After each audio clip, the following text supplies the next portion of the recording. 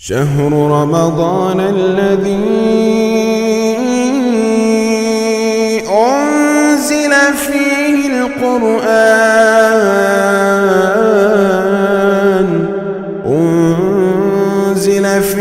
القرآن هدى للناس وبينات من الهدى والفرقان. السلام علیکم ورحمۃ اللہ وبرکاتہ. بسم اللہ الرحمن الرحیم. قرآن حکیم کے 5ویں پارے کی تفسیر کا خلاصہ پیش کیا جا رہا ہے. سورہ نساء چل رہی ہے. اس سورہ کریمہ کی فضیلت کے بارے میں حضرت عبداللہ ابن مسعود رضی اللہ تعالیٰ عنہ کا ایک اثر موجود ہے. ابن مسعود فرماتے ہیں کہ ان فی سورۃ النساء 5 آیات ما یسرنی ان لی بہا الدنیا وما فیہا، کہ سورہ نساء کے اندر 5 آیتیں ایسی ہیں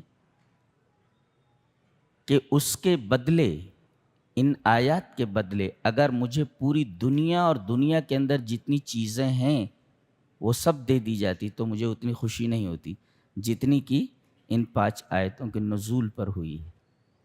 وہ 5 آیتیں کون سی ہیں؟ دیکھیں، کہتے ہیں ان اللہ لا یظلم مثقال ذرہ، اللہ تبارک و تعالی کسی پر ذرہ برابر نہ ظلم کرتا ہے اور نہ کرے گا. ایک. دوسرے، ان تجتنبوا کبائر ما تنہون عنہ نکفر عنکم سیئاتکم، اگر تم بڑے بڑے گناہوں سے بچو گے تو چھوٹے چھوٹے گناہ ان بڑے بڑے گناہوں سے بچنے کی وجہ ہی سے معاف ہو جائیں گے. کیا بات. تیسرے، وَلَوْ أَنَّهُمْ إِذ ظَّلَمُوا جَاءُوكَ فَاسْتَغْفَرُوا اللَّهَ وَاسْتَغْفَرَ لَهُمُ الرَّسُولُ لَوَجَدُوا اللَّهَ تَوَّابًا رَحِيمًا، اگر یہ لوگ جنہوں نے اپنے اوپر بڑے ظلم کیے ہیں، بڑے گناہ کر لیے ہیں، یہ آپ کے پاس آئیں اور یہ کہیں کہ اللہ کے رسول ہمارے لیے بخشش کی دعا اللہ سے کر دیں، اور یہ خود اللہ سے بخشش کی دعا مانگیں، تو لَوَجَدُوا اللَّهَ تَوَّابًا رَحِيمًا، تو اللہ تبارک و تعالیٰ کو یہ سب کے سب تواب اور رحیم پائیں گے. اللہ ان پر رحم کرے گا، اس رحم کے نتیجے میں ان کی توبہ قبول کرے گا اور توبہ قبول کرنے کی وجہ سے انہیں معاف کر دے گا. جی کتنے ہوئی؟ ان اللہ لا یظلم. دوسرے، ان تجتنبوا کبائر ما تنہون عنہ نکفر عنکم سیئاتکم ولو انہم اذ ظلموا انفسہم جاؤوک فاستغفروا اللہ. اور یہ 4 ہو گئی؟ 4 ہوئی؟ 4 3 ہوئی؟ جی. ایک ہے وَمَن يَعْمَلْ سُوءًا أَوْ يَظْلِمْ نَفْسَهُ، جو آدمی کوئی برائی کرے گا یا کوئی خطا کرے گا، اللہ تبارک و تعالی اس کی خطا کو، اس کے گناہوں کو معاف کر دے گا. بہرحال یہ 5 آیتیں ہیں جن 5 آیات کے بارے میں حضرت عبداللہ ابن مسعود رضی اللہ تعالیٰ عنہ کا یہ بیان ہے. اس سورہ کریمہ کو سورہ نساء کہا جاتا ہے، اور نساء کا مطلب ہوتا ہے عورت، عورتیں. اس سورہ کریمہ کا نام سورۃ النساء اس وجہ سے ہے کہ اس پوری سورہ کریمہ میں عورتوں کے مسائل کثرت سے بیان کیے گئے ہیں، زیادہ تر انہی کے مسائل، اس وجہ سے اسے سورۃ النساء کہا گیا. ایک اور بات معلوم ہوئی کہ اللہ تبارک و تعالی نے عورتوں کی اس طرح عزت افزائی فرمائی ہے کہ سورۃ النساء تو نازل فرمائی عورتوں کی صورت، لیکن سورۃ الرجال نازل نہیں فرمائی، مردوں کی صورت نہیں ہے. جی اس نام سے کوئی صورت نہیں. اچھا، اس سورہ کریمہ کو سورۃ النساء الکبریٰ کہا جاتا ہے، عورتوں کے بارے میں بڑی صورت.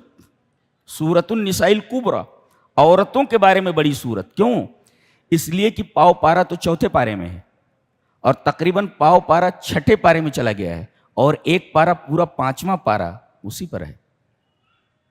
اتنی بڑی صورت ہے، یعنی اطول سور میں سے، یعنی قرآن حکیم کی طویل صورتوں میں سے ایک ہے، معلوم ہے؟ تو یہ سورۃ النساء الکبریٰ ہے۔ سورۃ النساء الصغریٰ کیا ہے؟ عورتوں کی چھوٹی صورت جس میں ان کے تھوڑے احکام بیان کیے گئے، وہ سورۃ الطلاق 28ویں پارے میں۔ کیا نام ہے اس کا؟ سورۃ الطلاق۔ جی، اس سورہ کریمہ کی ابتدا اس سے ہوتی ہے، یا ایھا الناس اتقوا ربکم الذی خلقکم من نفس واحدہ۔ اللہ تبارک و تعالی نے آدم علیہ السلام کو پہلے مٹی کا پتلا بنایا، بہت دنوں تک وہ مٹی کا پتلا خالی جنت میں کھڑا تھا، بعد میں اس میں روح پھونکی گئی۔ تو اللہ تعالیٰ نے آدم کو مٹی سے بنایا، اور پھر ان کی بائیں پسلی سے ان کے جوڑے کو یعنی حضرت حوا کو پیدا فرمایا۔ پتہ یہ چلا کہ عورت یہ مرد کا جز ہے۔ اگر یہ انگلی میں یا جسم کے کسی حصے میں چوٹ لگ جائے یا زخم لگ جائے تو کیا انگلی کو کاٹ دیا جاتا ہے؟ نہیں۔ اسی طرح عورتوں کے اندر کوئی ایسی ناپسندیدہ بات دیکھی جائے تو طلاق دینے میں جلدی نہ کی جائے اور نہ ان پر ہاتھ اٹھایا جائے۔ ایک اس لیے کہ جب وہ تمہارے بدن کا ایک حصہ ہیں تو جس طرح انگلی میں کوئی تکلیف ہو جائے تو آدمی انگلی نہیں کاٹتا، بلکہ اس پر بینڈیج وغیرہ کرتا ہے، اس کی دوا کرتا ہے، اس کی اصلاح کرتا ہے، ایسے ان کی اصلاح کی جائے۔ جی، اور ایک بات اور معلوم ہوئی کہ جب پسلی سے پیدا ہوئی ہیں تو پسلی بیچ میں ہے، انہیں نہ پیر کے نیچے رکھو کہ داسی بن جائیں اور نہ سر کے اوپر بٹھاؤ کہ وہ سرکش ہو جائیں، جہاں ہے ان کو وہیں پر رکھو، یعنی وہ پسلی کے پاس رکھو جہاں دل ہے، یعنی ان کو نہ سر پہ رکھا جائے نہ پیروں میں رکھا جائے، کہاں رکھا جائے؟ دل میں رکھا جائے، ان کی جگہ دل۔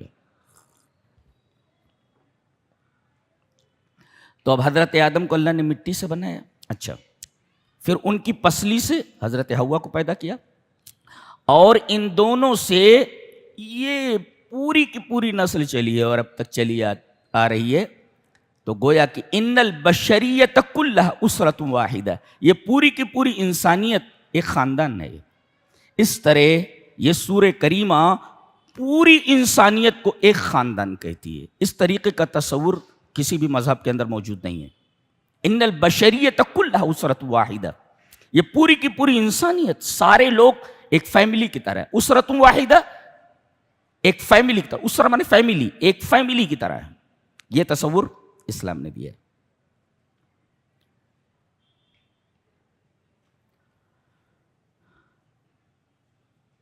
عورتوں کے حقوق کے بارے میں جو مذہب بیزار لوگ ہیں کچھ اعتراضات کرتے ہیں۔ کل میں نے اس کی طرف چند اشارات کیے تھے۔ میں ایک نقطے پر کچھ تفصیل سے بیان کرنا چاہوں گا۔ مذہب بیزار یہ کہتے ہیں کہ عورتوں کو پھر بھی کمتر مانا گیا ہے۔ کیوں؟ اس لیے کہ ان کو وراثت میں جو حصہ ہے وہ لڑکے کے، مرد کے آدھا مقرر کیا گیا ہے۔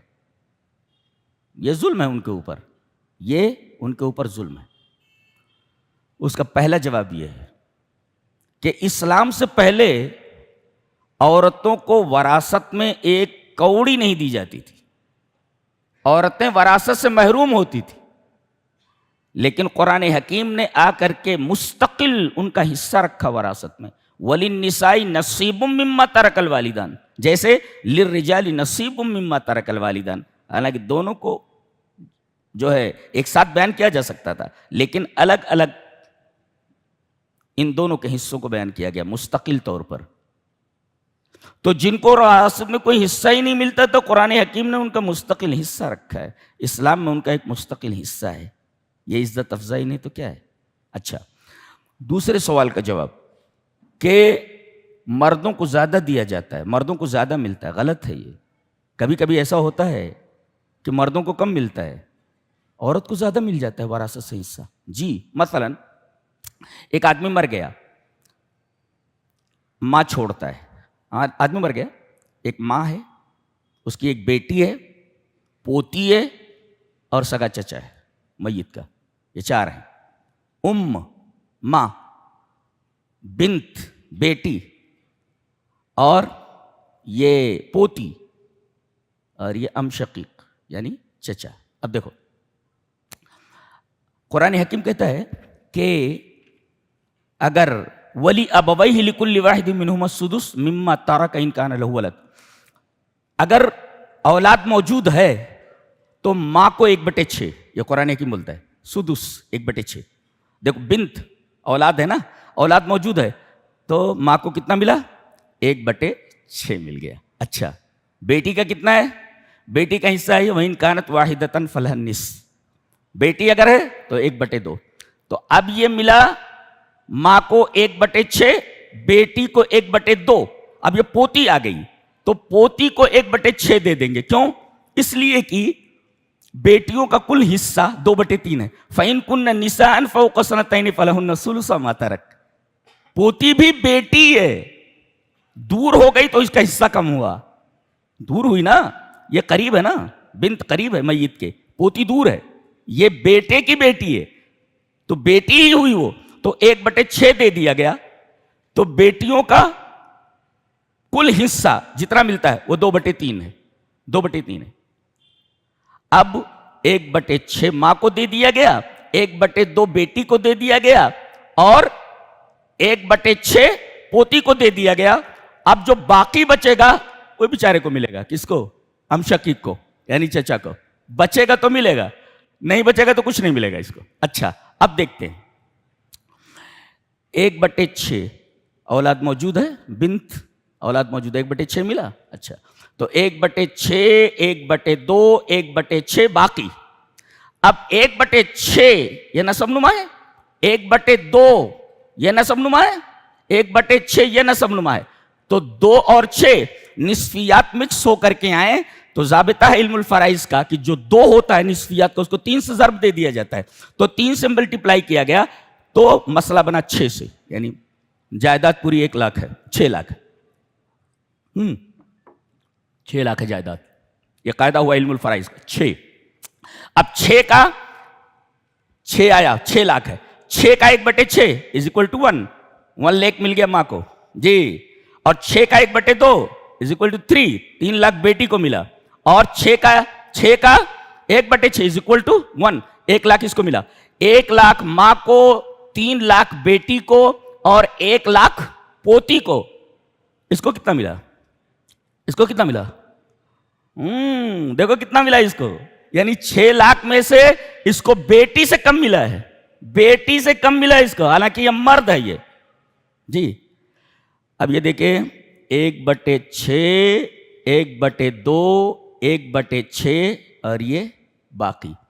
اب یہ دونوں مکس ہو کر کے آئے کیا؟ 6 اور 2 مکس ہو کر کے آئے تو مسئلہ بنا 6 سے. اللہ اکبر، یہ ہے. اچھا اگر ایک مسئلہ اور بتانا ہے کہ یہاں تو کم ہو ہی گیا چچا کا ایک دم کم ہو گیا، لڑکی سے کم ہو، یہ ثابت کرنا ہے. یہ لڑکی کا 1/2 اور پوتی کا 1/6، لڑکیوں کا کل حصہ 2/3 ہوتا ہے. تو 1/2 پلس 1/6 از اکول ٹو 2/3 یعنی 3/2 ہوگا جی. کیسے؟ اس لیے کہ 2 اور 6 کا اگر LCM نکالا جائے تو LCM 6 آئے گا، برابر ہے. پھر اس کے بعد اگر تقسیم کریں گے 6 کا تو اس طریقے سے پورا کا پورا آئے گا 4/6. تو 2 دونی 4 اور 2 3 اچھا ہاں از اکول ٹو 2/3.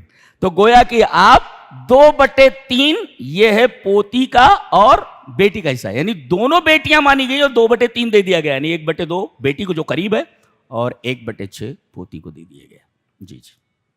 تو پہلی صورت میں ہم LCM نکالیں گے، دوسری صورت میں HCF نکالیں گے. HCF نکالنا 6 کا 1/6 HCF ہے نا جی جی. اللہ اکبر. ہمیں یہ ثابت کرنا تھا کہ چچا کو یعنی جو لڑکا ہے اسے کم ملا ہے بالمقابل عورت کے.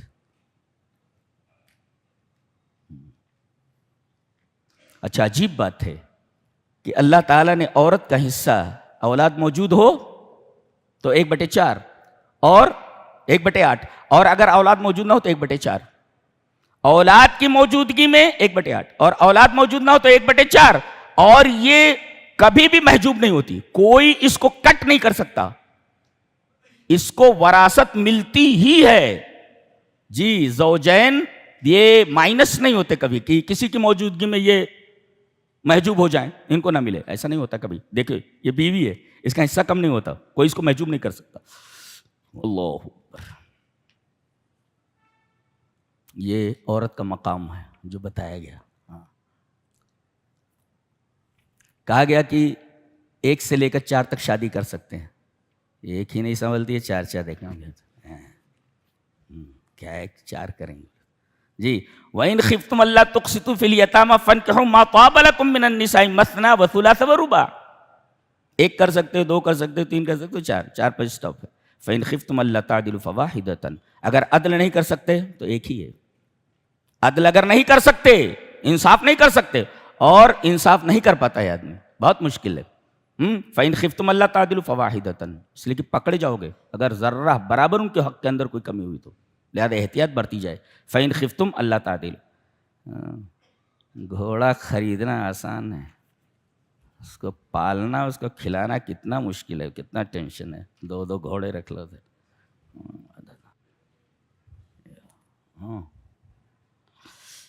اچھا, شادی کی کوئی عمر نہیں ہے, بس یہ کہ وہ حق زوجیت ادا کرنے کے لائق ہو جائے بس. اسلام کے اوپر اعتراض کیا جاتا ہے کہ حضرت عائشہ سے آپ نے نکاح فرمایا 6 سال کی عمر میں, لیکن رخصتی تو 9 سال میں ہوئی نا, جب وہ حق زوجیت ادا کرنے کے لائق ہو گئی. حضرت مریم کو جب عیسیٰ علیہ السلام پیدا ہوئے تو اس وقت حضرت مریم کی عمر 13 سال تھی. رام کے بارے میں بھی کہا جاتا ہے ان کی عمر 12 سال تھی, سیتا کی عمر 6 سال تھی. تو بہرحال یہ کوئی اعتراض کی کوئی بنیاد نہیں ہے, اعتراض کی کوئی وجہ نہیں. خواہ مخواہ اس کو ایک ایشو بنا کر کے اور اسلام کو بدنام کرنے کے لیے اس طریقے کی باتیں کہی جاتی, حالانکہ اس کے اندر کوئی دم نہیں. عورتوں کو وراثت میں تو حصہ دیا ہی نہیں جاتا تھا, بلکہ یہ خود وراثت میں آ جاتی تھی.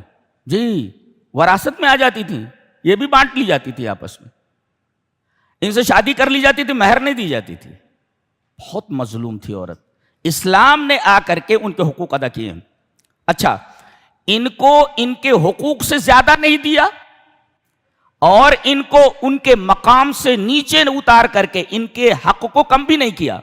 نہ ان کو ان کے حق سے زیادہ دیا, نہ ان کے حق سے کم دیا, بلکہ اتنا حق دیا جس حق کے یہ لائق اور مناسب تھیں. یہ انصاف نہیں تو کیا ہے؟ اسی کو عدل کہتے ہیں. عدل کسے کہتے ہیں؟ جو جس حق کے حاصل کرنے کا مستحق تھا اسے وہ حق دے دیا گیا, اسی کو انصاف کہتے ہیں. تو انصاف کیا کہ نہیں قرآن حکیم؟ اسلام نے انصاف کیا عورتوں کے ساتھ. اچھا,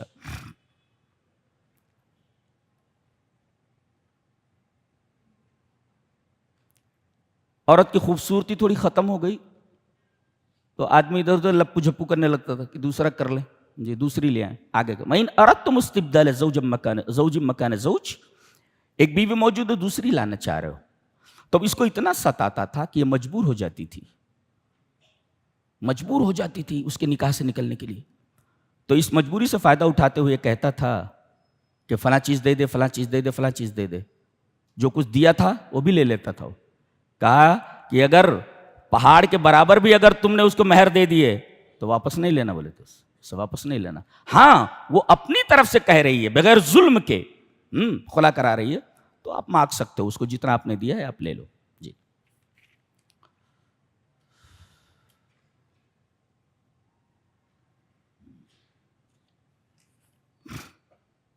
ایک بڑی پیاری بات کہی گی, اس پر ہم بحث کرنا چاہیں گے. عورتوں کا مقام دیکھیں. وَآشِرُوهُنَّ بِالْمَعْرُوفِ, ان کے ساتھ معاشرت کرو. معاشرت میں ساتھ میں رہنا, ٹو ڈیل ود, ان کے ساتھ رہنا بولتے. تو وَآشِرُوهُنَّ بِالْمَعْرُوفِ, ان کے ساتھ معاشرت رکھو معروف کے ساتھ, یعنی معاشرہ بالمعروف رکھنا چاہیے ان کے ساتھ. ما معنی معاشرہ بالمعروف, اس کو کیسے سمجھیں؟ ان کے ساتھ معروف کے ساتھ معاشرت رکھو. ما معنی کیا مطلب؟ مطلب یہ ہے ان احبها اکرمها وان ابغضها لم یہنها, یہ مطلب ہے اس کا. کہ اگر اس کو پسند کرتا ہے تو اس کی عزت کرے، اور اگر اس سے نفرت کرتا ہے اس کو توہین نہ کرے. یہ مطلب اس کا.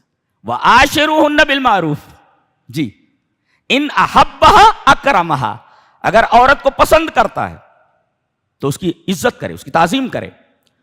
وَإِنْ أَبْغَضَهَا، اور اگر اس کو ناپسند کرتا ہے تو لم يُهِنْهَا، اس کی توہین نہ کرے. تیرا باپ ایسا، تیری ماں ایسی وغیرہ وغیرہ، تیرا خاندان ایسا، تو لم يُهِنْهَا. یہ مطلب ہے معاشرہ بالمعروف کا. اور اللہ نے فرمایا کہ عورت کے اندر اگر کوئی ایسا رویہ دیکھو جو رویہ تمہارے نزدیک ناپسندیدہ ہو تو اس پر صبر کرو، صبر کرو اس پر. فائدہ بتایا گیا، فائدہ بتایا گیا. فَإِن كَرِهْتُمُوهُنَّ، اگر تم ان کو ناپسند کرتے ہو اور صبر کرتے ہو تو فَعَسَىٰ أَن تَكْرَهُوا شَيْئًا وَيَجْعَلَ اللَّهُ فِيهِ خَيْرًا كَثِيرًا. تو یقین ہے کہ تم ایک چیز کو ناپسند کرتے ہو، اللہ اس کے اندر بہت زیادہ خیر رکھتے. نقطہ یہ ہے عسا، کلمۃ عسا تاتی فی اللغۃ العربیہ للرجا، امید کے لیے آتا ہے عسا. لیکن فی کل القرآن جہاں بھی عسا آیا ہے اللہ کے تعلق سے، وہاں پر یہ محققت العقوق کے معنی میں آتا ہے، یقیناً وہ چیز ہونے والی ہے. جی یہ مطلب ہے. اس لیے کہ اللہ کسی چیز کو امید دلائے اور اس کے بعد اسے پورا نہ کرے، ایسا کیسے ہو سکتا ہے؟ تو گویا کہ عصا امید دلانے کے لیے، تو عصا جب امید دلانے کے لیے آیا تو اللہ کوئی ایسی امید نہیں دلائے گا جس امید کو وہ پورا نہ کرے. گویا اگر تم اس پر صبر کرتے ہو عورت کے اس ناپسندیدہ رویے پر، تو اس کے اندر اللہ تبارک تعالیٰ نے خیر کثیر رکھ رکھا ہے. ہو سکتا ہے اس سے کوئی ایسی اولاد ہو جائے جو تمہارا نام پیدا کرے وغیرہ وغیرہ، بہت ساری چیزیں. اس کے بعد آپ دیکھیں گے کہ اس میں محرمات کو بیان کیا گیا ہے کہ کتنی عورتیں حرام ہیں. تو 7 عورتیں نسب سے حرام ہیں اور 7 عورتیں رضاعت سے حرام ہیں. ہاں، جیسے سگی بہن حرام ہے، ایسے رضائی بہن جس کے ساتھ آپ نے دودھ پیا ہے یہ رضائی بہن ہے. تو جتنی چیزیں نسب سے حرام ہوتی ہیں اتنی چیزیں رضاعت سے حرام ہو جاتی ہیں. دودھ پی، وہ آپ کی ماں ہے، وہ جس نے آپ کو دودھ پلایا ہے وہ بالکل حقیقی ماں کی طرح ہے وہ. تو گویا کہ 7 عورتیں حرام ہوتی ہیں نسب سے، اور 7 عورتیں حرام ہوتی ہیں دودھ پلانے سے، رضاعت سے. اور 4 رشتے، 4 عورتیں حرام ہوتی ہیں مصاہرت سے. مصاہرت کا مطلب ہوتا ہے کہ جہاں آپ کی شادی ہوئی ہے، تو جیسے ہے بہو، یہ حرام ہے آپ کے اوپر. ربیبہ یہ بھی حرام ہے. ربیبہ کا مطلب آپ کی شادی نہیں ہوئی تھی، ایک عورت آ رہی ہے، اس کا شوہر مر گیا ہے، اس کی ایک لڑکی ہے، اب وہ لڑکی کے ساتھ آ رہی ہے، تو آپ چاہیں اس لڑکی سے شادی کر لیں اور چاہے اس عورت سے شادی کر لیں. تو اگر آپ اس عورت سے شادی کرتے ہیں تو یہ لڑکی ربیبہ ہے آپ کی، اس سے شادی نہیں کر سکتے آپ. جی اگر پہلے کرنا ہو تو آپ کر لیجئے ماں سے شادی کرنے سے پہلے، لیکن ماں سے شادی کر لیا تو اب یہ ربیبہ ہے آپ کی. تو بہو سے شادی نہیں کر سکتے، ایک ربیبہ سے شادی نہیں کر سکتے، ساس سے شادی نہیں کر سکتے، اور آخر میں کہا گیا وَأَن تَجْمَعُوا بَيْنَ الْأُخْتَيْنِ کہ 2 بہنوں کو، سگی بہنوں کو ایک ساتھ جمع نہیں کر سکتے. جی تو 7 رشتے نسب سے حرام ہیں، 7 رشتے رضاعت سے حرام ہیں، اور 4 رشتے مصاہرت سے، دامادی کے رشتے سے یہ حرام ہے، اور 4 رشتے حدیث سے حرام ہیں.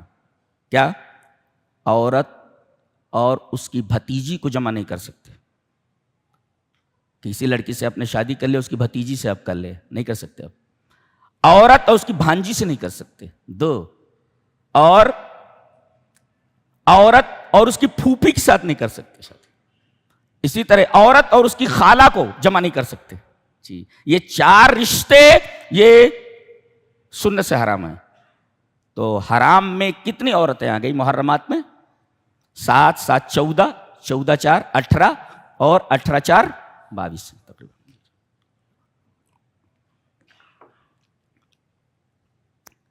اس کے بعد ایک حرام چیز اور بتائیے جس عورت کی شادی ہو گئی ہو، جی اس سے آپ شادی نہیں کر سکتے. جس عورت کی شادی ہو گئی ہو، متزوجہ ہو، اس سے آپ شادی نہیں کر سکتے. وہی کہا گیا والمحصنات من النساء الا ما ملكت ايمانكم کتاب اللہ علیکم. ان تمام محرمات کو بیان کرنے کے بعد فرمایا گیا وَأُحِلَّ لَكُم مَا وَرَاءَ ذَلِكُمْ. اس کے علاوہ جتنے بھی رشتے ہیں، جتنی بھی عورتیں ہیں، ان کے علاوہ سب آپ کے لیے حلال ہیں. یہ وَأُحِلَّ لَكُم مَا وَرَاءَ ذَلِكُمْ کا جملہ لا کر کے یہ بتایا گیا ہے کہ محرمات محصور ہیں، کم ہیں، ان کی حد ہے، لیکن حلال ان کی کوئی حد نہیں ہے. وَأُحِلَّ لَكُم مَا وَرَاءَ ذَلِكُمْ. اس کے علاوہ جتنی چیزیں ہیں، جتنے رشتے سب حلال ہیں. اس کا مطلب حرام محصور اور محدود ہیں، قلیل ہیں، اور حلال چیزیں بہت زیادہ غیر محصور ہے، غیر محصور ہے. اللہ تبارک و تعالیٰ نے حلال چیزیں بہت زیادہ رکھی ہیں. یہ محسنات کا کیا مطلب ہوتا ہے؟ محسنہ کا مطلب یہ اس کے 3 اطلاقات ہیں قرآن حکیم میں. ایک تو متزوجہ، شادی شدہ ایک، اور دوسرے حرائر، آزاد عورتیں جو لونڈی نہ ہوں، جی آزاد عورتیں، اور تیسرے عفائف، پاک دامن عورتیں. تو محسنہ کا 3 مطلب ہے پورے قرآن میں. ایک تو عفائف، پاکیزہ عورتیں، پاک دامن عورتیں، اور دوسرے متزوجات، شادی شدہ عورتیں، اور تیسرے الحرائر جو لونڈیاں نہ ہوں، آزاد ہوں. یہ 3 عورتیں ایسی ہیں جن کے اوپر محسنہ کا اطلاق ہوتا ہے. تو گویا کہ محسنات کے اطلاقات 3 ہیں. جی یہ تینوں کی تینوں اطلاقات ہیں. اچھا، محسنات کے علاوہ ایک قسم عورت کی ہے لونڈی ہونا. لونڈی یہ بغیر نکاح کیے بیوی کی طرح اس کو رکھا جاتا تھا. جی جی، اس سے نکاح کی ضرورت نہیں تھی. یہ جنگ میں پکڑی جاتی تھی اور لوگوں میں بانٹ دی جاتی تھی. ان کی خرید و فروخت ہوتی تھی جس طرح سامان کی خرید و فروخت ہوتی تھی. ان کے ساتھ شادی نہیں ہوتی تھی. اللہ تبارک و تعالیٰ نے ان کی قدر بڑھاتے ہوئے کہا کہ ان سے بھی شادی کرنا چاہو تو کر سکتے ہو. اگر تم آزاد عورتوں سے شادی نہ کر سکو تو لونڈیوں سے کرو. لیکن لونڈی اللہ نے کہا فتیاتکم المؤمنات، تمہاری جو مومنہ لڑکیاں ہیں، اللہ نے لونڈیاں نہیں کہا بلکہ فتیات کہا. یہ اللہ تبارک و تعالیٰ نے لونڈیوں کو بھی عزت بخشی ہے جو حرائر نہیں ہوتی. یہ عزت ہے اسلام کی نگاہ میں عورتوں کی. فتیاتکم المؤمنات کہا.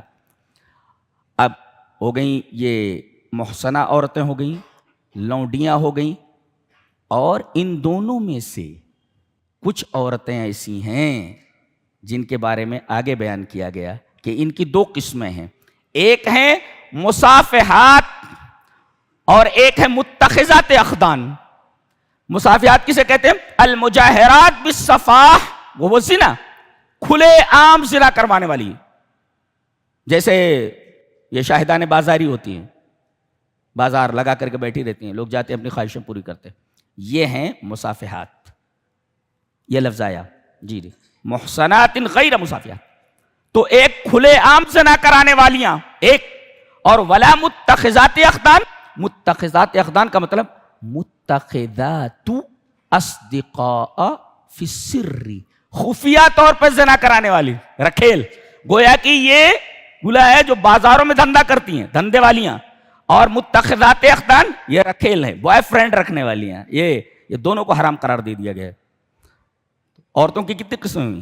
ایک ہیں عفائف، پاک دامن عورتیں، دوسرے ہیں لونڈیاں، اور ان کے مقابلے میں، پاک دامن عورتوں کے مقابلے میں مصافحات اور متخذات اخدان یہ عورتیں. اللہ کیا بات کہی گئی.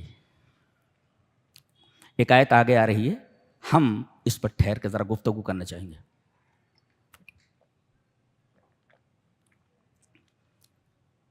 تیار ہیں؟ عام طور پر اس آیت کریمہ پر غور نہیں کیا جاتا کہ کیا کہا جا رہا ہے. نکاح کا بیان کرنے کے بعد، عورتوں کی قسمیں بیان کرنے کے بعد کہا جا رہا ہے یرید اللہ لیبین لکم. اچھا، اللہ چاہتا ہے کہ تمہارے سامنے کھول کھول کر بیان کر دے. یہ کھول کھول کر بیان کر دے، کیا کھول کھول کر بیان کر دے؟ بتایا گیا کہ کھول کھول کر بیان کر دینے کا مطلب یہ ہے کہ حلال کیا ہے، حرام کیا ہے، حق کیا ہے، باطل کیا ہے، ضار کیا ہے، نافع کیا ہے، نقصان دہ چیز کیا ہے تمہارے لیے، اور ضرر رساں کون سی چیز ہے. کھول کھول کر بیان کر دے. اللہ کا ایک احسان یہ کہ اس نے بتایا کہ کھول کھول کر بیان کیا کہ یہ چیز حق ہے، یہ باطل ہے، یہ ضرر رسا ہے، یہ ناف ہے وغیرہ، اور یہ حلال ہے، یہ حرام ہے. اچھا ایک احسان تو یہ. دوسرے وَيَهْدِيَكُمْ سُنَنَ الَّذِينَ مِن قَبْلِكُمْ، یہ اس سے بڑی نعمت ہے. کیا؟ اور تم کو ہدایت کرے، تمہاری رہنمائی کرے ان لوگوں کے طریقوں کی طرف جو تم سے پہلے گزر گئے. کیا مطلب؟ کیا مطلب اس کا؟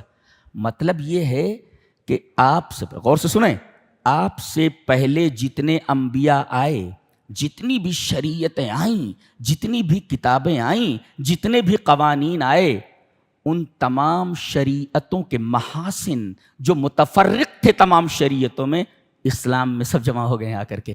اللہ اکبر.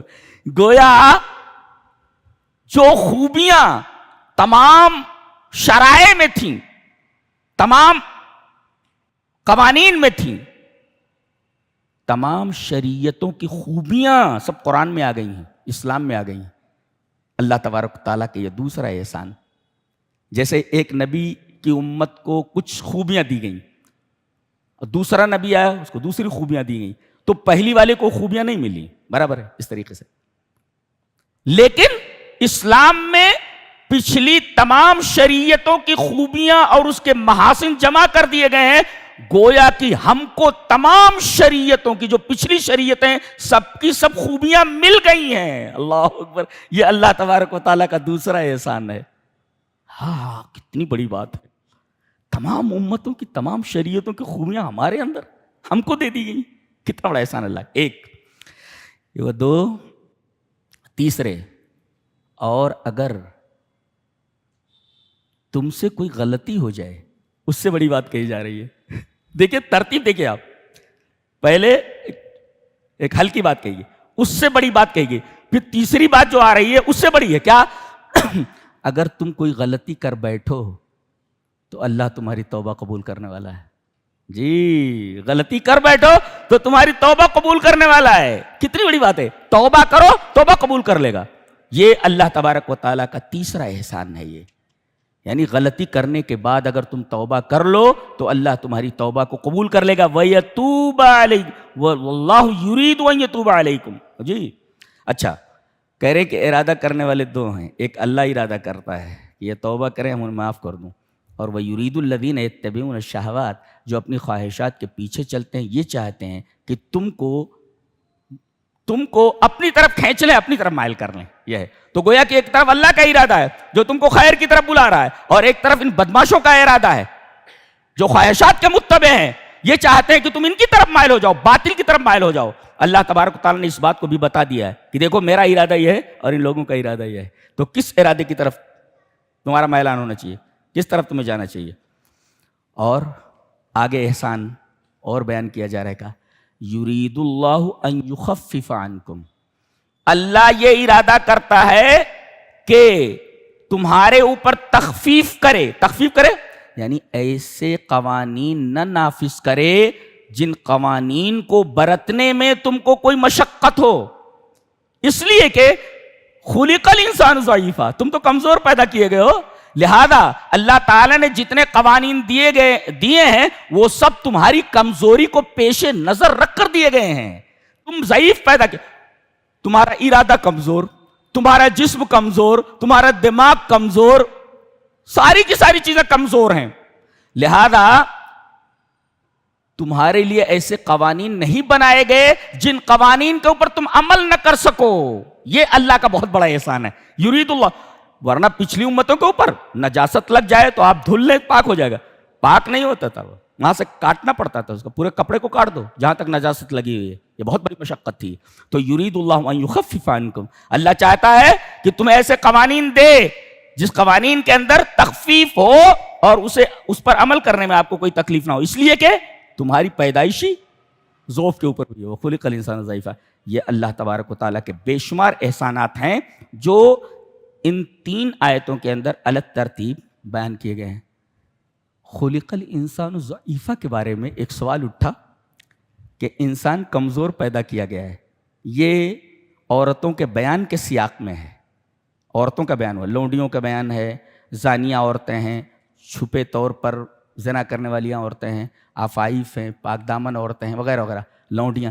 تو ان تمام عورتوں کے بیان کرنے کے بعد یہ کہا جا رہا ہے خلق الانسان ضعیفا، انسان کمزور پیدا کیا گیا ہے. ایک مفسر لکھتا ہے کیوں؟ اس لیے کہ خاص طور سے کمزور تو ہے ہی، لیکن عورتوں کے بارے میں تو بے حد کمزور ہے. لا یصبر علی النساء، عورت پر صبر نہیں کر سکتا، عورت پر صبر نہیں کر سکتا. اسے معلوم ہے کہ ایک عورت جا رہی ہے، کچھ ملنے والا نہیں، پھر بھی دیکھتا رہتا ہے. کائے کو دیکھتا رہتا ہے؟ جب تجھے معلوم ہے، یقین ہے تجھے کچھ حاصل ہونے والا نہیں، کائے کو دیکھ رہا ہے؟ تو لا یصبر علی النساء، عورتوں پر صبر نہیں کر سکتا یہ. اچھا، اس کو یہاں کیوں لایا گیا؟ اس لیے لایا گیا تخفیف کے باب میں کہ اگر تم آزاد عورتوں سے شادی نہ کر سکو تو لونڈیاں ہیں نا، لونڈیوں سے شادی کر لو. کیا بات ہے، دیکھ رہے ہیں آپ، وہ خلق الانسان ضعیفا، عورتوں پر صبر نہیں کر سکتے نا، تخفیف یہ کی گئی کہ تم لونڈیوں سے بھی شادی کر سکتے ہو. یہ دیکھو فتياتكم المؤمنات، کیا قوانین ہے، اللہ اکبر. آگے جو آیت آ رہی ہے ہم اس پر بھی ٹھہر کر بات کرنا چاہیں گے. یا ایھا الذین آمنوا لا تاکلوا اموالکم بینکم بالباطل، اے ایمان والو تم اپنے مالوں کو باطل طریقے سے مت کھاؤ. ما معنی الباطل؟ What is the meaning of باطل؟ باطل طریقے سے مت کھاؤ. باطل کسے کہتے ہیں؟ کل ما یخالف الشرع، جو چیز بھی شریعت کے مخالف ہو. لوگ کہتے ہیں شیخ یہ دھندا کیسا ہے، شیخ وہ کریڈٹ ایسا ویسا، دنیا بھر کے سوالات کرتے ہیں. سوالات کرنے کی ضرورت نہیں ہے، آپ دیکھ لو کہ یہ چیز شریعت کے مخالف ہے کہ نہیں. اس میں دھوکہ ہے، غرر ہے، درست نہیں ہے. متباینین میں سے کسی ایک کا نقصان ہو. قمار، جوا کیوں حرام ہے؟ اس لیے کہ دو کھیلنے والے لوگوں میں سے ایک کا نقصان ہے اور ایک کا فائدہ ہے. تو ایسی بے، ایسا عقد اور ایسا کھیل جس میں دو میں سے ایک کا نقصان ہو، یہ غرر ہے. یہ ایسا سودا جائز نہیں، ایسی بے جائز نہیں، جی جائز نہیں. اور اسی طریقے سے جس میں سود کا شائبہ ہو، ربا ہو، حرام ہے وہ. تو دیکھ لو آپ انٹرسٹ ہے کہ نہیں اس میں. اسی طریقے سے اس میں دھوکہ ہے کہ نہیں ہے. ہر دھوکے والی بے حرام ہے، اور ہر وہ بے جس کے اندر انٹرسٹ کا شائبہ ہو حرام ہے وہ. آپ اس میں دیکھ لو، خود فتویٰ دے سکتے ہو. دل سب سے بڑا مفتی ہے، بخاری شریف کی روایت. جی اموالکم، اے ایمان والو اپنے مالوں کو، اپنے مالوں کو. اچھا پتہ یہ چلا المؤمنون کنفس واحدہ، تمام کے تمام مومن ایک جان کی طرح ہے، ایک بدن کی طرح ہے. اللہ، ایک بدن کی طرح. حدیث ہے یہ، المؤمنون کنفس واحدہ. تو ان مال الفرد مال الامہ و ان مال الامت مال الفرد. فرد کا مال امت کا مال ہے، اور امت کا مال فرد کا مال ہے. فرد کو اگر ضرورت پڑ جائے تو امت مال دے اس کو، اور امت کو ضرورت پڑے تو فرد کو سپورٹ کرنا چاہیے. اس طریقے سے امت میں اور فرد میں تال میل ہونا چاہیے. یہ ہے مطلب اموالکم کا. امت کا مال فرد کا مال ہے، اور فرد کا مال امت کا مال ہے. اگر فرد کو تکلیف پہنچ جائے تو امت کو چاہیے کہ اس کی مدد کریں، اور اگر امت کو تکلیف پہنچ جائے تو سارے افراد مل کر کے امت کا سپورٹ کریں. دام ضروری ہے کہ ان کا دام کریں، مساعدہ کریں، ان کی سپورٹ کریں. اس وجہ سے اموالکم کہا گیا. اچھا، فرمایا گیا اپنے مالوں کو باطل طریقے سے مت کھاؤ. ہاں تجارت کر سکتے ہو. اللہ اکبر. یہ تجارت کا لفظ لا کر کے بتایا گیا کہ تجارت جائز ہے. اچھا، لفظ تجارت لا کر کے اس کی اباحت کا فتویٰ دیا گیا کہ تجارت جائز ہے، اور اس کے بعد تجارت کا لفظ لا کر کے اس بات کی طرف بھی اشارہ ہے کہ تجارت یہ بہت ہی اچھی چیز ہے، بہت ہی اچھی چیز ہے، بہت اچھا دھندا ہے یہ تجارت. لہذا تجارت کرو. گویا کہ اس کی اباحت کے بعد ترغیب بھی دی گئی. جائز ہے تجارت کرنا ایک، اور ترغیب دی گئی کہ تجارت کرو. سب سے بہترین طریقہ ہے مال کو بڑھانے کا، اباحت، اور اس کے بعد اس کی ترغیب. جائز ہے تجارت، اور ترغیب دی گئی کہ کرو، اچھا ہے. اچھا، اور پھر اس کے بعد بنیاد بتائی گئی کہ تجارت کی بنیاد کیا ہے. اساس التجارت التراضی، یعنی تجارت کی بنیاد رضامندی ہے. ہاں، جہاں بیچنے اور خریدنے والے کے درمیان رضامندی نہ پائی جائے، بے جائز نہیں ہے، حرام ہے جی. تراضی تجارتن ان ترازن، تو اساس العقود یہ ترازی، لین دین اور سودے کی جو بنیاد ہے وہ تراضی ہے. اگر دونوں میں سے کوئی ایک راضی نہیں ہے تو یہ بے درست نہیں. اسی طرح لڑکی لڑکے کی شادی ہو رہی ہے، وہ عقد ہے. کیا کہتے ہیں ہم اس کو؟ شادی کو ہم لوگ کیا بولتے ہیں؟ ارے بھائی عقد ہو رہا ہے، عقد ہو رہا ہے. تو عقد کا مطلب کیا ہوتا ہے؟ عقد کا مطلب دونوں کے درمیان لین دین کا سودا ہو رہا ہے. لین دین ہے نا، اس کو مہر دینی پڑ رہی، وہ مہر لے رہی ہے. یہ مہر دے رہا ہے اور یہ مہر لے رہی ہے، تو لین دین ہے کہ نہیں؟ تو اگر لڑکی کہہ دے میں راضی نہیں ہوں، نکاح نہیں ہوگا. لڑکا کہہ دے میں راضی نہیں ہوں، نکاح نہیں ہوگا. اس لیے کہ یہ بھی ایک عقد ہے، اور عقد میں عقد کی بنیاد اساس العقود یہ ترازی، رضامندی یہ عقود کی بنیاد ہے، تجارت کی بنیاد ہے، لین دین کی بنیاد ہے. ہاں یہ بتائیں کیا قوانین ہے، ایک ایک لفظ قانون ہے. اللہ، ایک لفظ قانون ہے. اگلا ٹکڑا بڑا عجیب ہے. اپنے آپ کو قتل مت کرو، اپنے آپ کو. یعنی اگر تم کسی کو قتل کر دو گے تو گویا کہ تم نے اپنے آپ کو قتل کر دیا. اس لیے کہ المومنون کنفس واحدہ، تمام مومنین ایک نفس کی طرح ہیں. اللہ، کتنا شاندار تصور ہے یہ کہ تمام مومنین ایک نفس کی طرح ہیں. اور اپنے نفسوں کو قتل مت کرو، یعنی کہ اگر تم نے کسی کو قتل کر دیا تو تم نے گویا کہ اپنے آپ کو قتل کر دیا. تو اپنے آپ کو قتل مت کرو. اچھا ایک نکتہ اور، یہ شادی کے سیاق میں، اس کے کانٹیکسٹ میں یہ کہا گیا لا تقتلوا انفسکم، کیونکہ اکثر ایسا ہوتا ہے کہ جائیداد کے چکر میں کوئی عورت آتی ہے، بہت کائیاں ٹائپ کی ہوتی ہے، کائیاں ہوتی ہے، وہ سب کچھ اپنے نام لکھوا لیتی ہے اور پھر کسی طریقے سے اپنے یار سے مل کر کے اس کو مروا دیتی ہے. یہ مروا دیتی ہے. اس وجہ سے اس سیاق میں لایا گیا ہے وَلَا تَقْتُلُوا کیا کتاب ہے یہ، قانون ہے، قانون، یہ کائنات کی تھیسس ہے یہ. وَلَا تَقْتُلُوا أَنفُسَكُمْ إِنَّ اللَّهَ كَانَ بِكُمْ رَحِيمًا، اللہ تمہارے اوپر بڑا رحیم ہے. اور آگے وہی فرمایا گیا کہ اگر تم بڑے بڑے گناہوں سے بچو گے تو بچنے کی وجہ سے چھوٹے چھوٹے گناہ معاف ہو جائیں گے. چھوٹے جدا گناہ کیا ہوتے ہیں وہ میں بتا چکا ہوں جی. وَلَا تَتَمَنَّوْا مَا فَضَّلَ اللَّهُ بِهِ بَعْضَكُمْ عَلَى بَعْضٍ، یہ ایک قانون ہے. دیکھو اللہ نے کسی کو بڑی دولت عطا کی ہے، وہ شو روم کے کاؤنٹر پہ بیٹھا ہوا ہے، چشمہ وشمہ لگا کر کے، وہ حیدرآبادی ٹوپی اور وہ کرتا اور پجامہ. ہاں یہ عجیب قوم ہے.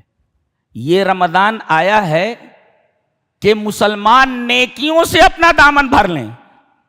کیا ایسا ہے؟ لوگوں نے اس رمضان کے آنے پر یہ طے کر رکھا ہے کہ نیکیوں سے اپنا دامن نہیں بھریں گے، پیٹ کو کھانوں سے بھر لیں گے. یہ کھانے والی قوم ہے. یہ مسجدوں میں اتنے لوگ نظر نہیں آئیں گے جتنا ہوٹلوں پر نظر آ رہے ہیں. یہ کتنا کھائے گا بھائی؟ کھا کھا کر کے مر جائے گا. کائے کو کھا رہا ہے اتنا؟ کیوں کھا رہا ہے؟ تو الا ان تکون تجارۃ عن تراض منکم ولا تقتلوا انفسکم ان اللہ کان بکم. تو کسی کو اللہ نے بہت دے رکھا ہے، وہ کاؤنٹر پر بیٹھا ہوا ہے مال کے، اور ادھر بیٹا ٹھیلا لگائے ہوئے، اس کو دیکھتا ہے بڑی حسرت سے. اللہ، اس کے دو طریقے اللہ بتا رہا ہے، دو طریقے ہیں اس کے، وہ بتا رہا ہے. وَلَا تَتَمَنَّوْا مَا فَضَّلَ اللَّهُ بِهِ بَعْضَكُمْ عَلَى بَعْضٍ، اللہ نے بعض کو بعض پر فضیلت دی ہے. کسی کو زیادہ پیسہ دیا ہے، کسی کو کم دیا ہے. کسی کو زیادہ علم دیا، کسی کو کم دیا ہے. کسی کو بڑا پوسٹ دیا، کسی کو چھوٹا دیا ہے. ساری چیزیں آ گئیں تفضیل کے اندر. یہ قرآن حکیم کی بلاغت ہے. تو دو چیزیں ہیں اس سلسلے میں. غبطہ جائز ہے، جس کو رشک کہتے، حسد جائز نہیں. حسد کا مطلب کیا ہوتا ہے؟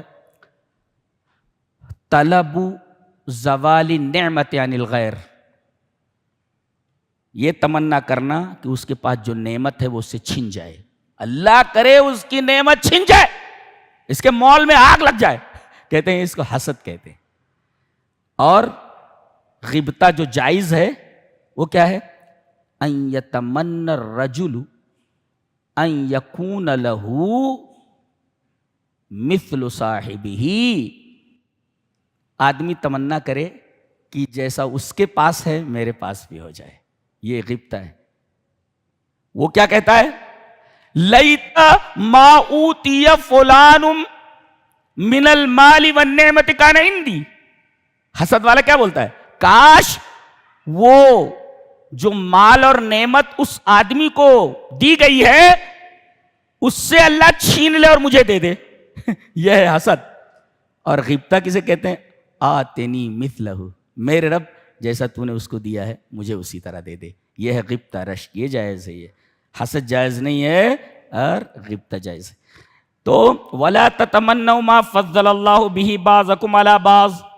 ایسے ہی کوئی عورت کہے کاش میں مرد بنا دی جاتی، ان کے تحت نہ رہتی. اور کچھ ایسے عجیب و غریب ٹائپ کے لڑکے ہیں جنس بدلوا لیتے ہیں. کاش کہ میں لڑکی ہوتی، لڑکی ہوتی. تو اس طریقے سے اللہ نے جو فضیلت تمہیں عطا کر دی اس فضیلت کو پکڑے رہو، تمنا مت کرو کہ یہ بن جاؤں وہ بن جاؤں. اچھا ایسا ہوتا ہے. وَلَا تَتَمَنَّوْا مَا فَضَّلَ اللَّهُ بِهِ بَعْضَكُمْ عَلَى بَعْضٍ لِلرِّجَالِ نَصِيبٌ مِّمَّا اكْتَسَبُوا وَلِلنِّسَاءِ نَصِيبٌ مِّمَّا اكْتَسَبْنَ. عورتوں کے حصے الگ ہیں، مردوں کے الگ ہیں. ایک نکتہ اور، وَاسْأَلُوا اللَّهَ مِن فَضْلِهِ، اللہ تبارک و تعالیٰ سے اس کا فضل تلاش کرو. سفیان بن عیینہ کہتے ہیں کہ اللہ نے کہا ہے سوال کرو فضل کا. تو سفیان بن عیینہ کہتے ہیں کہ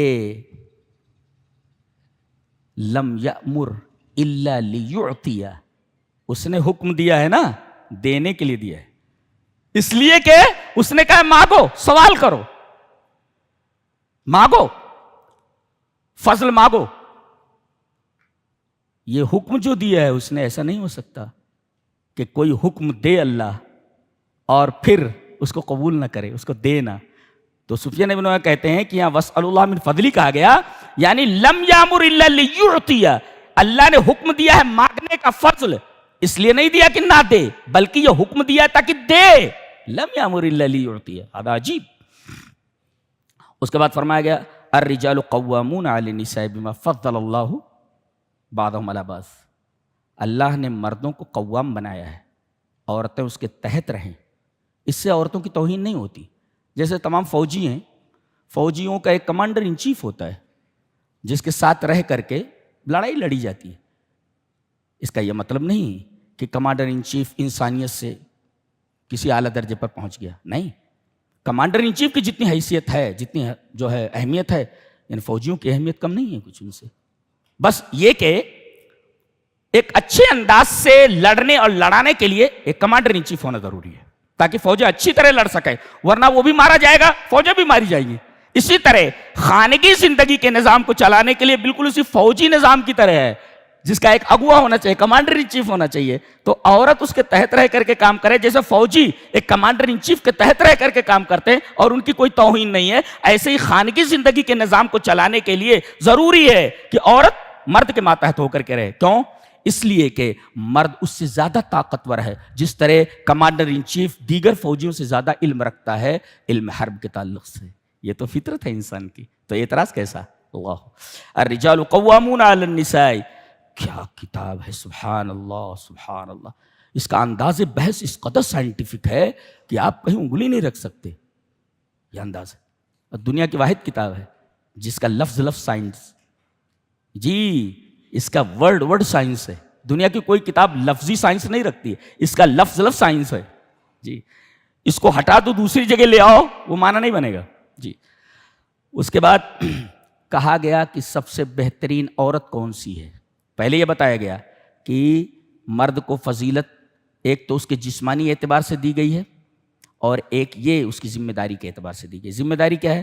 بما انفقوا من اموالہم، اس وجہ سے، بے سببی ہے، اس وجہ سے کہ وہ اپنا مال خرچ کرتے ہیں. اچھا نکتہ یہ بتایا مفسرین نے کہ اگر کوئی مرد اپنی بیوی کا نان نفقہ نہ دے، اس کی ضرورت پوری نہ کرے، تو عورت کو حق حاصل ہے فسخ نکاح کا. مطالبہ کرے کہ میری جان چھوڑ دے بھائی، کھانا نہیں دے سکتا، کپڑا نہیں دے سکتا. تو اس آیت کریمہ کی روشنی میں عورت کو فسخ نکاح کا حق حاصل ہو جاتا ہے. وہ چاہے تو قاضی سے کہہ سکتی ہے کہ میری جان سے چھوڑا دیجیے، یہ خرچہ پانی کچھ دے ہی نہیں رہا، بھوکا مار رہا ہے. تو وہ بما انفقوا من اموالہم.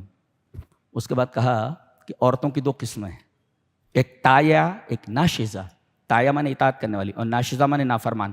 اور تایا کی دو صفتیں ہیں، وہ بتائیے. تایا جو اطاعت گزار ہوتی ہے، فالصالحات قانتات حافظات للغیب بما حفظ اللہ.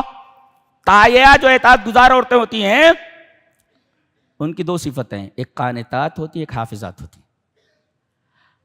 قانتات کا مطلب ہوتا ہے شوہر کی اطاعت گزار. چلیے ایک حدیث سے اس کو متعین کر لیتے ہیں. عن ابی ہریرہ رضی اللہ تعالیٰ عنہ قال قال رسول اللہ صلی اللہ علیہ وسلم خیر النساء امرأۃ اذا نظرت الیہا سرتک وَإِذَا أَمَرْتَهَا أَطَاعَتْكَ وَإِذَا غِبْتَ عَنْهَا حَفِظَتْكَ مِن مَالِكَ وَنَفْسِهَا. رواہ البیہقی.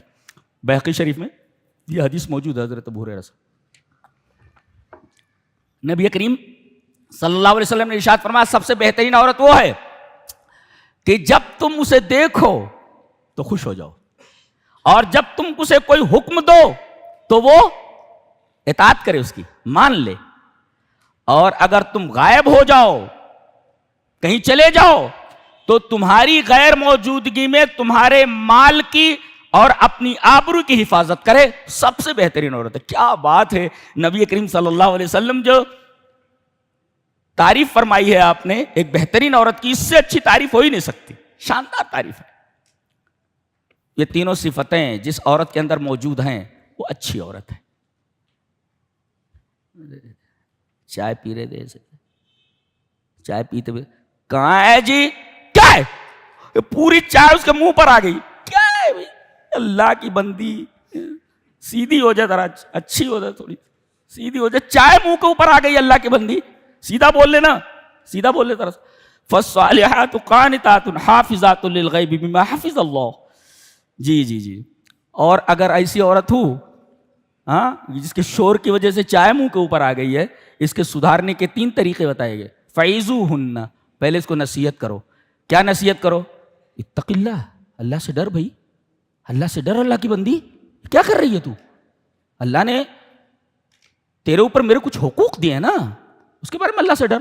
یہ ہوا سمجھانا، موعظت. وہجروہن، نہ مانے تو پھر اسے بات کرنا چھوڑ دو، اس کے کمرے میں مت جاؤ. 2 تیسرے اور زیادہ نافرمانی پر آمادہ ہو جائے تو مارو اس کو. مارنا نہیں، مارنے کا مطلب ہے ہڈی پسلی توڑ دو. بس یہ کہ تھوڑی تعدیب کے لیے، جیسا ایک استاد ایک شاگرد کو مارتا ہے، طالب علم کو، بس ایسے ہی. اور اس کے بعد بھی بات نہ بنے تو ایک حکم، ایک پنچ لایا جائے لڑکی کی طرف سے اور ایک لڑکے کی طرف سے. دونوں بیٹھ کر وجہ نزاع تلاش کریں کہ بھئی بنیاد کیا ہے، اس منافرت کی بنیاد کیا ہے، لڑائی کی بنیاد کیا ہے. اس کی حقیقت تک پہنچو، وجہ نزاع تک پہنچے کہ لڑائی کی بنیاد کیا ہے، اور پھر اس کو سیدھا کرنے کی کوشش کریں. ان یرید اصلاحا یوفق اللہ بینہما. اگر یہ دونوں ارادہ کرتے اصلاح کا. بعض ایسے ہوتے ہیں نا کہ وہ کیا کہتے ہیں، وہ کوئی نا کسی کی شادی میں عبداللہ دیوانہ ہو جاتا، تو ابو جو ہے نا، شادی والے تو لڑکے لڑکی ملنا چاہ رہے، لیکن یہ جو دونوں آ رہے ہیں یہ کوئی نہ کوئی گڑبڑی نکال کر کے دونوں کو الگ کرنا چاہتے ہیں. بعض لوگوں کی یہ نیت ہوتی ہے. فرمایا ان یرید اصلاحا یوفق اللہ بینہما. ایک مفسر اس کے اوپر تبصرہ کرتا ہے کہ النیت الطیبۃ سبب لصلاح العمل. کہ اگر آدمی کی نیت اچھی ہو تو پھر کام اچھا ہوتا، کام کے اندر صلاح آ جاتی ہے. اگر نیت آدمی کی اچھی نہ ہو تو کام بگڑ جاتا ہے. ان یرید اصلاحا یوفق اللہ بینہما. یہ بات فرمائے گی.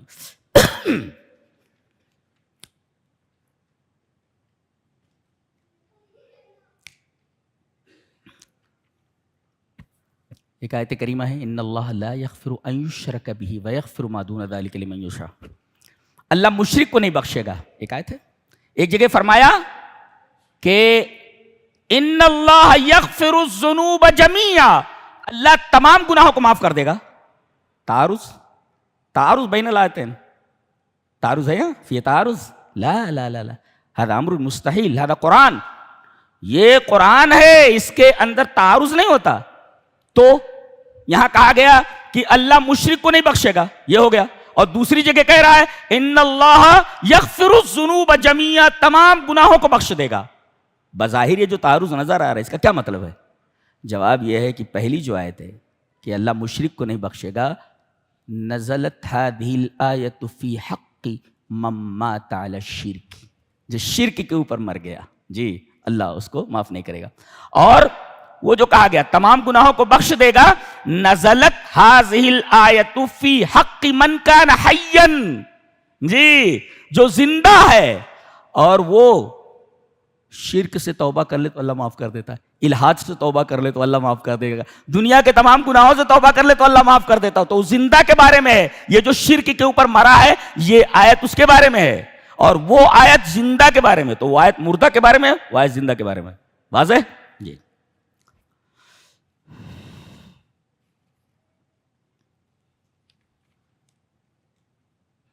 کہتے کوئی سلام کرے تو سلام کا جواب دینا واجب ہے، چاہے وہ اسے جواب دے دو کہ السلام علیکم، کہ وعلیکم السلام بتحیۃ فحیوا باحسن منها او ردوها، اس سے اچھا جواب دو. کیسا؟ السلام علیکم، کہ وعلیکم السلام ورحمۃ اللہ وبرکاتہ. اور اگر ایسا نہیں تو وعلیکم السلام فردوها، وہی لوٹا دو. یہ ہے. لیکن عجیب بات تو یہ ہے کہ سلام کے اس تذکرے کے بعد اللہ تبارک و تعالیٰ نے جو اپنی صفت یہاں ذکر فرمائی ہے وہ بڑی عجیب صفت ہے.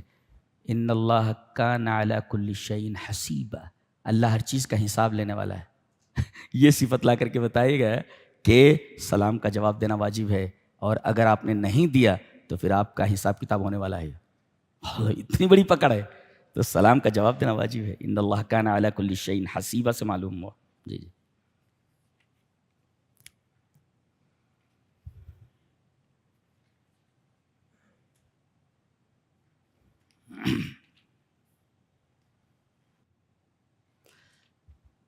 قانون بتایا جا رہا ہے وَلَا تَكُن لِّلْخَائِنِينَ خَصِيمًا.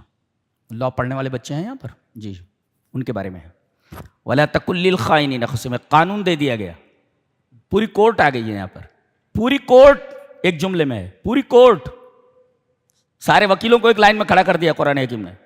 وَلَا تَكُن لِّلْخَائِنِينَ خَصِيمًا، خائن لوگوں کے طرفدار مت بنو. ایک مفسر تفسیرہ کرتا ہے تحریم المحاماتی، وکالت حرام ہے اذا علم المحامی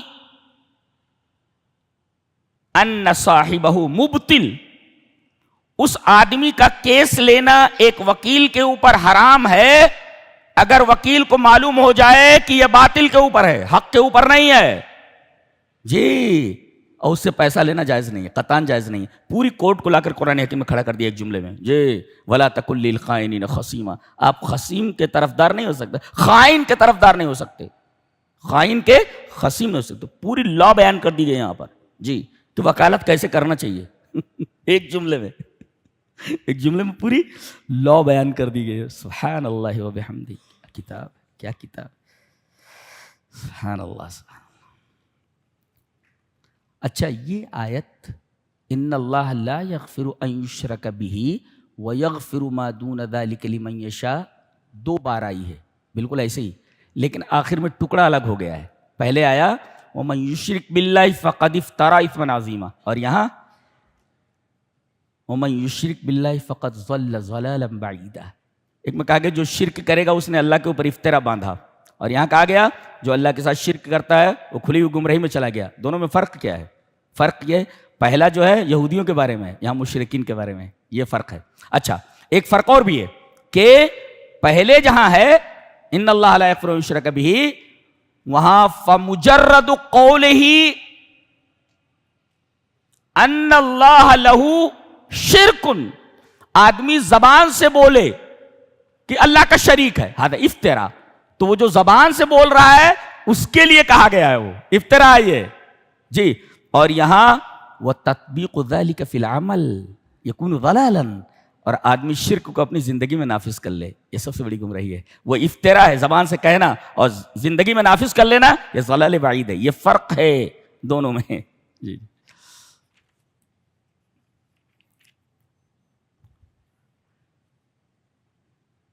بتایا گیا کہ نماز جو ہے نا بڑی جاندار عبادت ہے، بڑی شاندار عبادت ہے، اس کو کیسے پڑھنا چاہیے.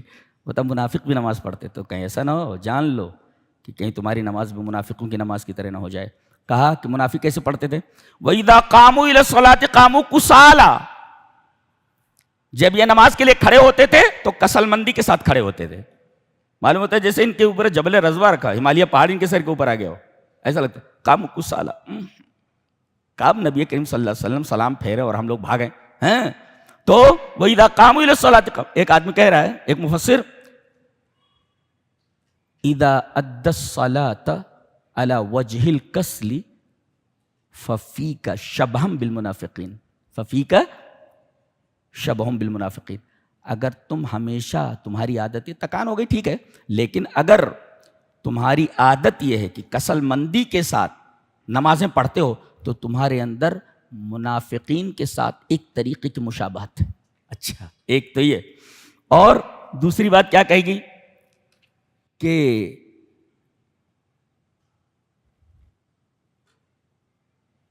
یہ لوگ کسل مندی کے ساتھ نماز پڑھتے تھے، کسل مندی کے پاس. تو یہ اللہ تبارک و تعالیٰ نے ان کے لیے فرمایا کہ اگر ایسا مسلمان کرے تو ان کے اندر منافقین کی صفت ہے. وَلَا يَذْكُرُونَ اللَّهَ إِلَّا قَلِيلًا، یہ اللہ کا ذکر بہت کم کرتے ہیں. ایک مفسر لکھتا ہے کہ اگر یہ دیکھو اذا رأیت فی نفسک قلۃ فی ذکر اللہ ففیک شبہ بالمنافقین، اگر یہ دیکھو کہ تمہارے اندر اللہ کا ذکر کثرت سے نہیں ہے، بہت کم اللہ کو یاد کرتے ہو، اللہ کا ذکر کرتے ہو، تو بھی تمہارے اندر منافقین کی ایک صفت ہے. اس لیے کہ ان دونوں صفتوں کو ایک ساتھ ذکر کیا گیا ہے جو منافقین کی صفت ہے. کیا؟ وَإِذَا قَامُوا إِلَى الصَّلَاةِ قَامُوا كُسَالَىٰ، جب یہ نماز کے لیے کھڑے ہوتے تو کسل مندی کے ساتھ. یُرَاءُونَ النَّاسَ، خالی دکھانے کے لیے لوگوں کو. وَلَا يَذْكُرُونَ اللَّهَ إِلَّا قَلِيلًا، اور یہ اللہ کا ذکر کرتے ہیں بہت کم. لہذا قلت ذکر بھی نہیں ہونی چاہیے اس کی ذکر، کثرت ذکر، اور نماز کو پورے نشاط کے ساتھ پڑھا جائے، کسل مندی کے ساتھ نہیں. یہ تھا 5ویں پارے کا خلاصہ. اللہ ہمیں نیک عمل اور اچھی سمجھ کی توفیق عطا فرمائے. وآخر دعوانا الحمدللہ رب العالمین.